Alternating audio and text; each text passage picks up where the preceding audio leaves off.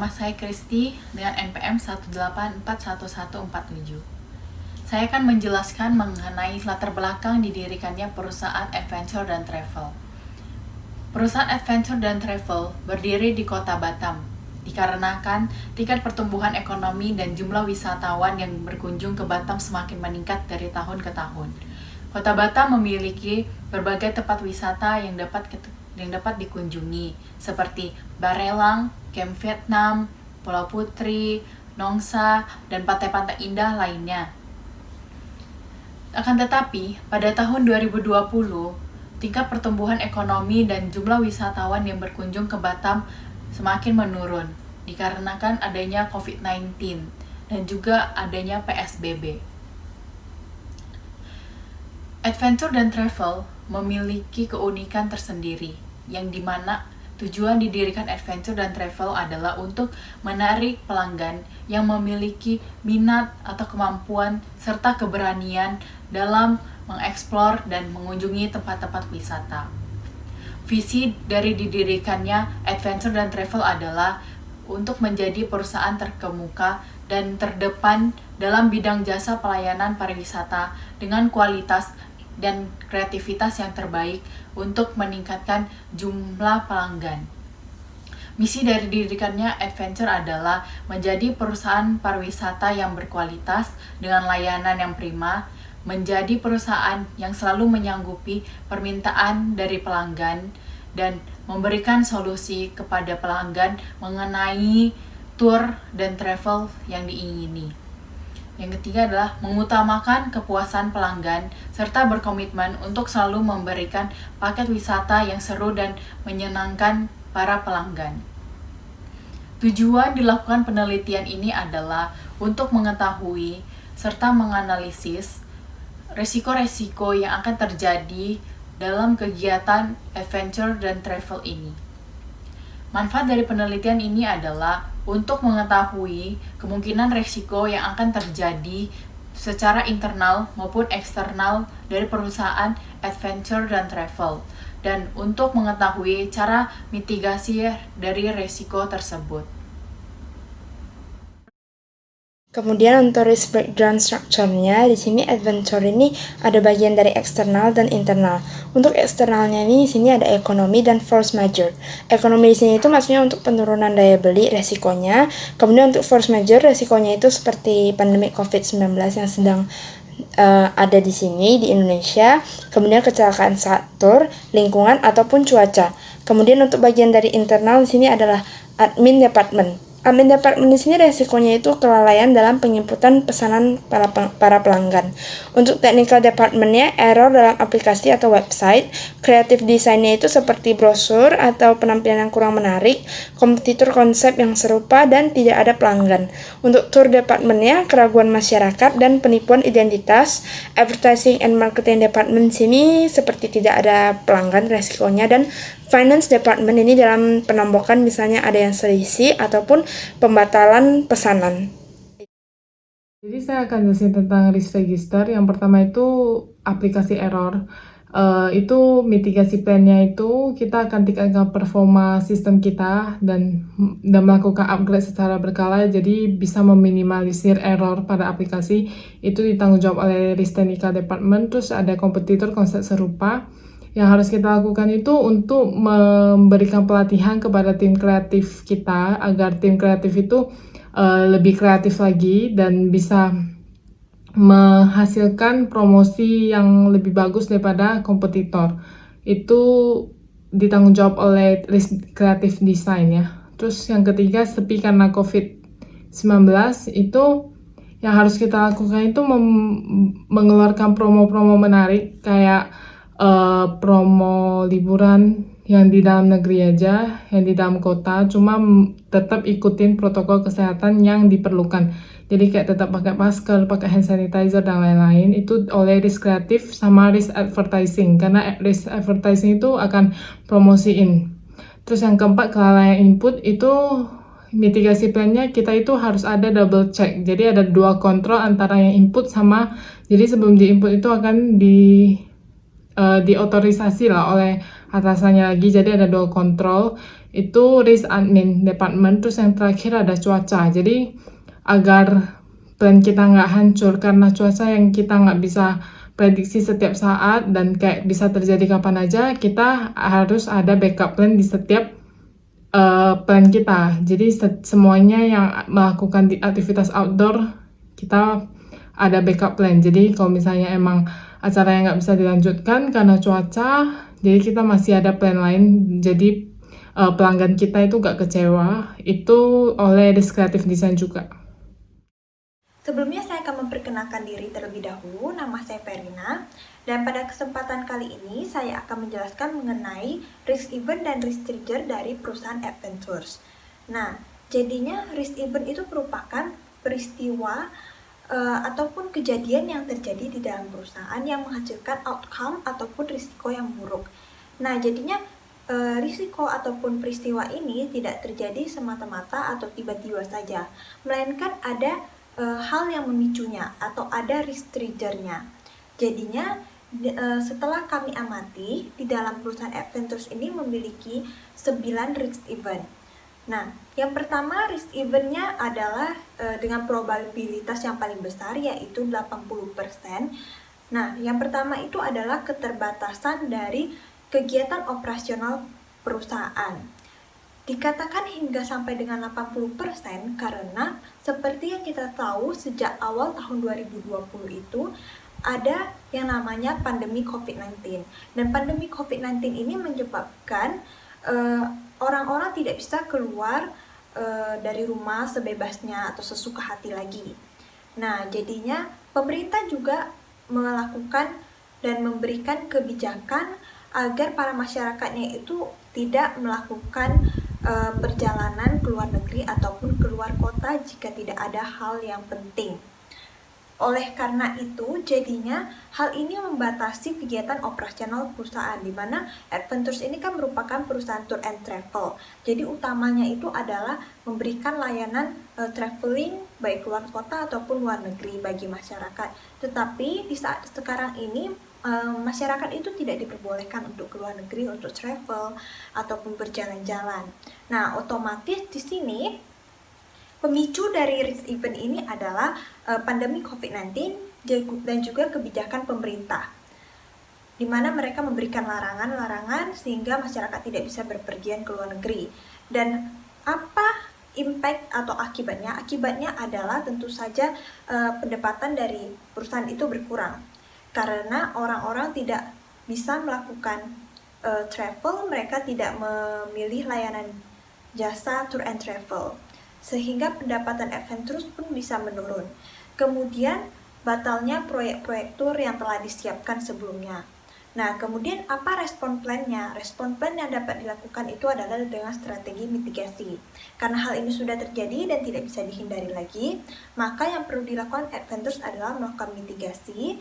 Mitigasi ini dilakukan dengan cara seperti melakukan layanan tour hanya untuk masyarakat lokal saja. Jadi karena Adventures memiliki memiliki 25 perusahaan di seluruh dunia, maka dapat dilakukan pemberian layanan jasa tour kepada masyarakat lokal. Contohnya untuk yang di perusahaan Jepang ataupun di Taiwan, mereka bisa memberikan layanan tour dalam negeri.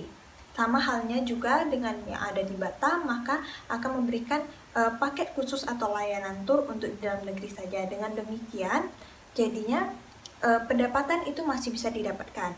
Dan juga mengapa dikatakan 80%? Karena Adventures juga memiliki layanan lain selain tour and travel, seperti adanya rental mobil dan pemesanan tiket pesawat dan lain sebagainya, sehingga masih ada kemungkinan untuk mendapatkan pendapatan atau profit.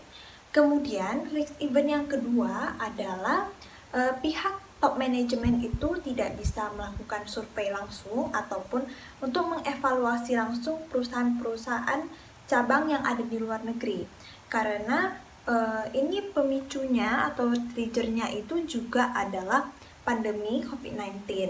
Karena ada pandemi COVID-19 itu Jadi di sini menyebabkan probabilitasnya hingga dengan 70%, di mana mereka tidak bisa mengevaluasi secara langsung untuk pergi langsung ke perusahaan cabang yang ada di luar negeri. Jadi akibatnya adalah bisanya menurun kinerja kantor cabang. Kantor-kantor yang ada di cabang itu kurang diperhatikan seperti yang ada di kantor pusat. Jadinya apa yang harus dilakukan? Yang harus dilakukan adalah dengan strategi mitigasi, yaitu dengan cara melakukan pengawasan secara online.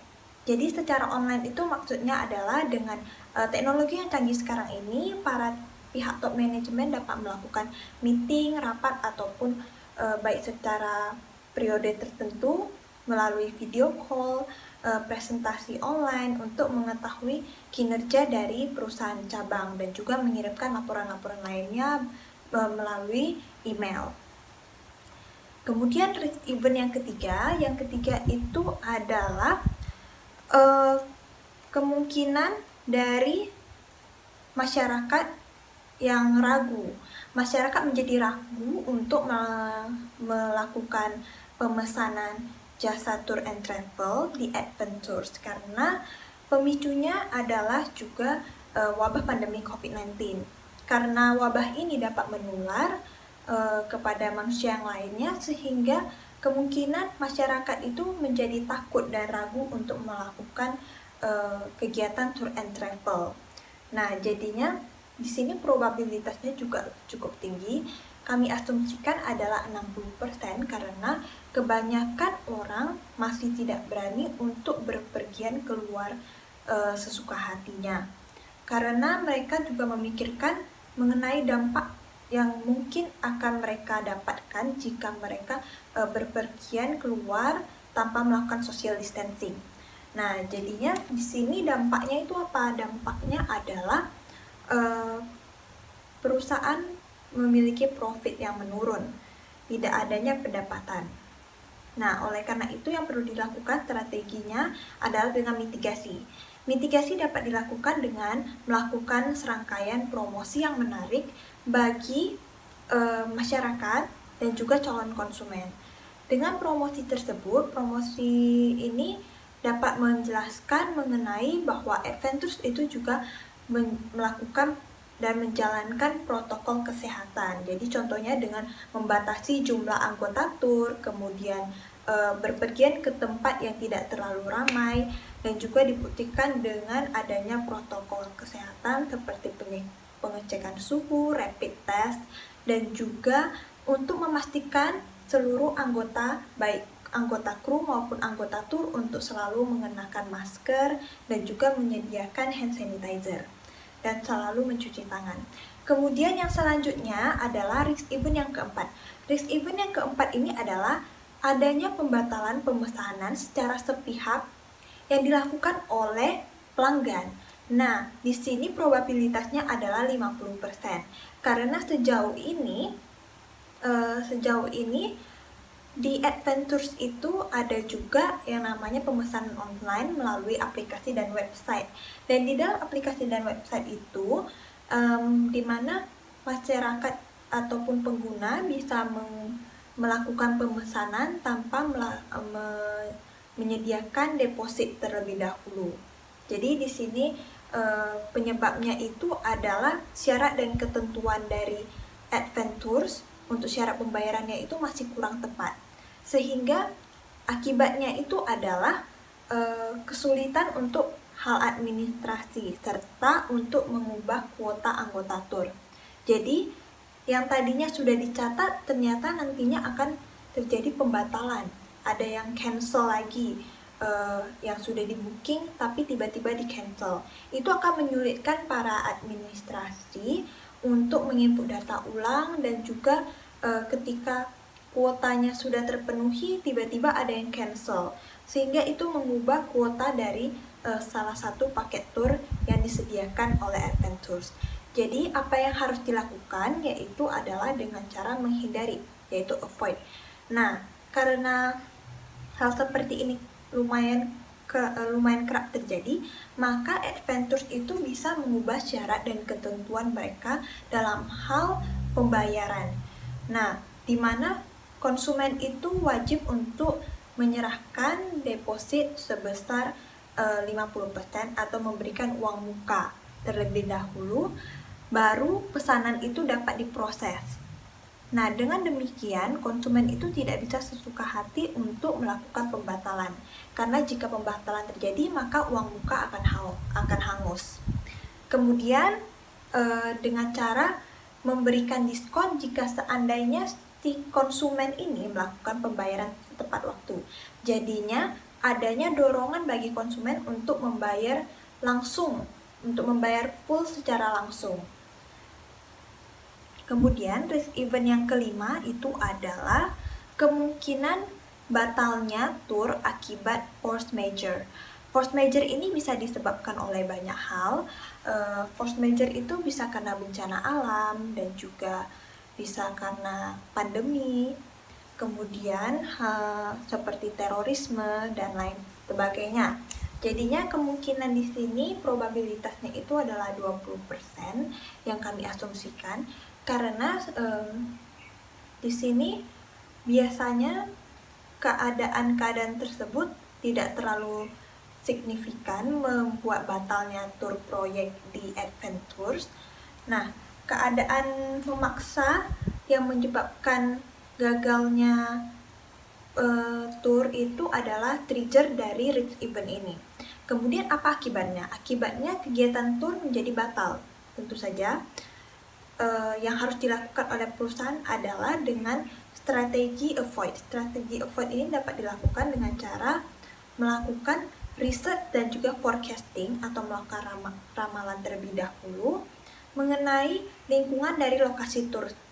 Kemudian kondisi iklim dan juga cuaca pada lokasi tujuan tur.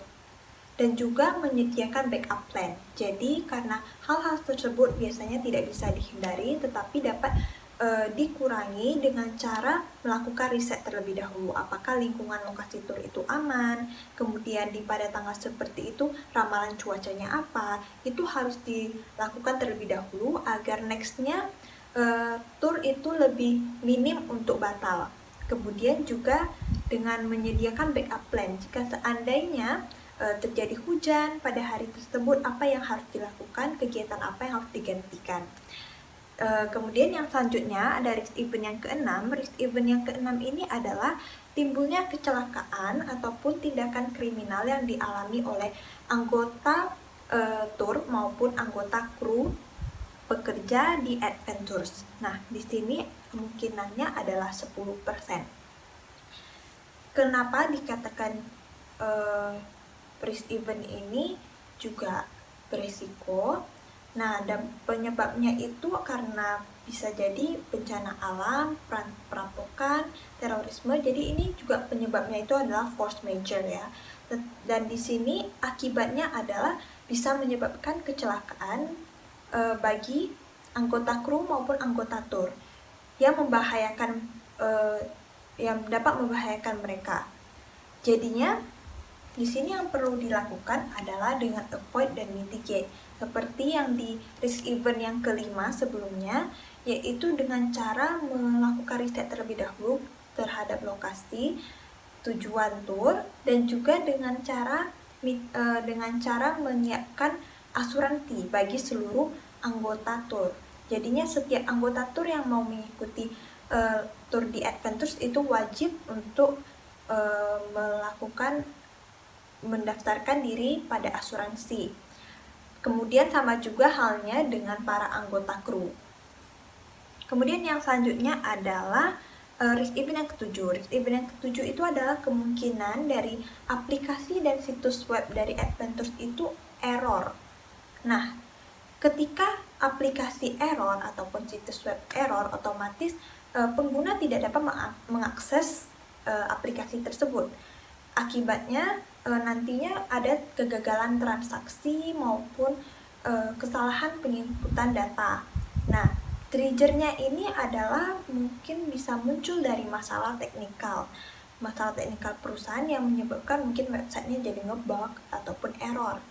Nah, jadi yang perlu dilakukan adalah mitigasi. Karena hal ini sudah pernah terjadi, maka perusahaan harus memitigasi risk event ini. Dengan cara respon plan yang dilakukan adalah dengan untuk mengupgrade dari sistem IT mereka. Jadi merekrut para ahli IT yang lebih berpengalaman sehingga sistem IT perusahaan itu dapat lebih meningkat, dan juga dapat dilakukan dengan memberikan pelatihan sehingga masalah-masalah teknikal seperti itu dapat diatasi dengan baik, dan juga melakukan upgrade pada antivirus untuk menghindari hal-hal yang tidak diinginkan pada sistem IT perusahaan. Kemudian yang selanjutnya, risk event yang ke-8 itu adalah munculnya kompetitor dengan konsep serupa. Jadi ini merupakan risiko dengan probabilitas 20%, karena jika di Batam sejauh ini itu tidak ada pesaing yang memiliki konsep yang sama dengan Adventures, di mana mereka itu memberikan layanan tour dengan permainan-permainan dan juga tema-tema tertentu, sehingga probabilitasnya hanyalah 20%, karena kebanyakan tour travel yang lain itu hanyalah tour travel yang memberikan layanan biasa, hanya jalan-jalan biasa tanpa adanya tema ataupun permainan-permainan yang khusus.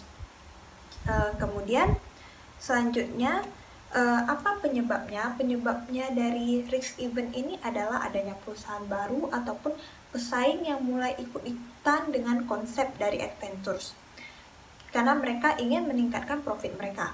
Nah, jadinya akibatnya itu apa? Akibatnya itu banyak peminat yang lebih berminat ke perusahaan yang lain, dan juga konsumen Adventures itu menjadi berkurang.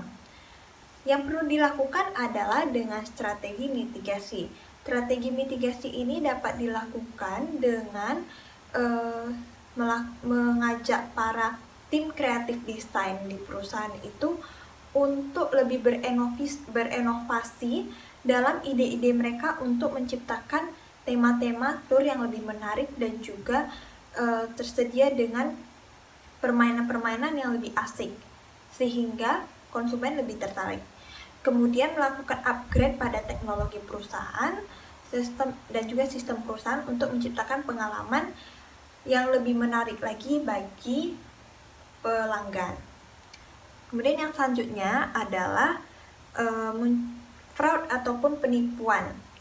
Ini adalah risk event yang terakhir. Kemungkinannya itu adalah sangat kecil, yaitu 2%, karena sejauh ini di Adventures belum ada munculnya penipuan identitas, tapi risiko ini tidak menutup kemungkinan mungkin saja ada pihak-pihak tertentu yang mau mengandalkan Adventures ini sebagai sarana untuk melakukan fraud atau penipuan. Jadi bisa saja triggernya itu karena kurangnya validasi data dan juga identitas dari anggota tour. Dan akibatnya itu apa? Bisa jadi ada tuntutan dari pemerintah. Misalnya ternyata yang melakukan penipuan identitas itu adalah seorang kriminal yang sedang buron, maka otomatis Adventures itu secara tidak sengaja telah membantu buronan tersebut untuk kabur ke luar negeri. Jadinya di sini yang perlu dilakukan adalah dengan strategi avoid, yaitu untuk menghindari hal-hal tersebut, maka Adventures kedepannya perlu lebih melakukan keabsahan data, jadi memastikan bahwa data-data yang dari calon konsumen itu memang data-data yang valid, dan juga melakukan pembentukan tim legal untuk melakukan administrasi data dan memastikan bahwa data-data tersebut adalah nyata. Yang terakhir dari penelitian kami yaitu kesimpulan. Adventure merupakan sebuah perusahaan yang bergerak di bidang pariwisata, tepatnya tour and travel. Adventure berkantor pusat di Kota Batam, Indonesia, serta memiliki kantor cabang di 25 negara. Dalam menjalankan sebuah bisnis, pastinya selalu dihadapi dengan ketidakpastian yang mungkin timbulnya kerugian atau juga resiko. Terutama di saat pandemi COVID-19 yang menyerang di dunia sejak awal tahun 2020.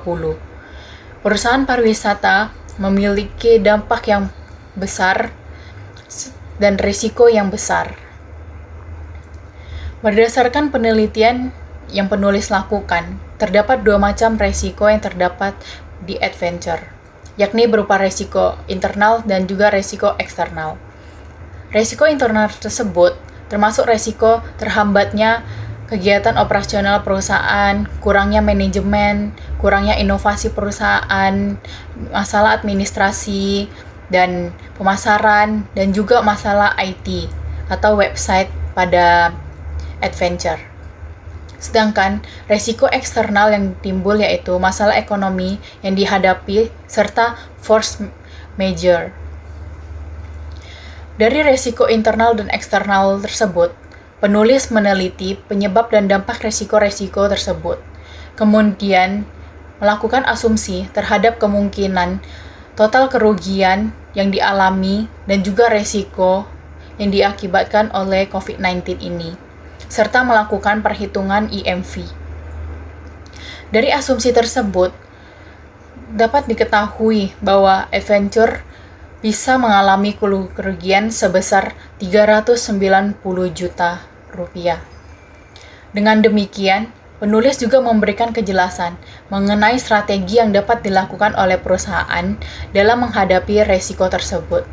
Strategi yang dapat dilakukan yaitu dengan cara avoid, yaitu menghindari resiko yang belum terjadi, ataupun mitigate, yaitu mitigasi jika resiko sudah terjadi dan bagaimana cara menyelesaikannya. Maka, saran dari penulis untuk adventure adalah kerap melakukan inovasi terhadap kegiatan bisnis mereka, serta mengembangkan sistem informasi dan teknologi dalam rangka memenuhi keinginan dan kebutuhan pelanggan. Dan juga memperbaiki website yang dimiliki oleh adventure. Sekian presentasi dari penulis. Apabila ada kata-kata yang salah, kami sebagai penulis meminta maaf. Terima kasih.